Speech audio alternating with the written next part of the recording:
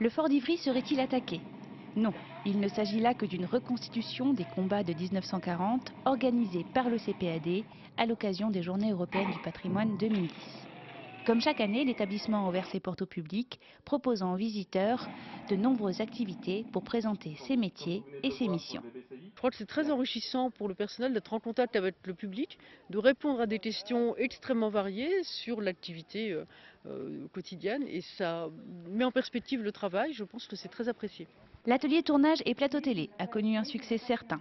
À l'invitation de l'ECPAD, des associations de reconstitution historique ont accepté de rejouer, devant les équipes de caméramans et de photographes du fort, des scènes de la vie des militaires au mois de juin 1940.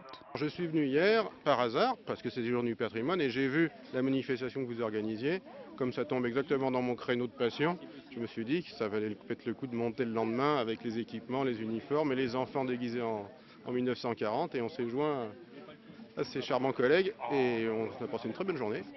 Un parcours à travers le fort, jalonné par de nombreux ateliers, cinéma permanent, musée de l'histoire du fort ou encore exposition de photographie en plein air. En fait, ici, je trouve qu'à l'ECPAD, à travers le tournage comme à travers les photos ou les films que l'on a pu voir, on donne en fait aux enfants une vision de l'histoire qui est tellement vivante, alors que d'ordinaire, rarement les enfants ont ce contact avec l'histoire. La médiathèque était également ouverte et de nombreux documentalistes disponibles pour guider le public dans ses recherches.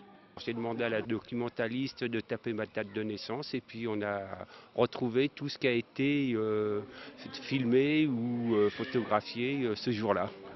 Le CPAD inaugurait cette année une nouvelle activité, la visite des casemates.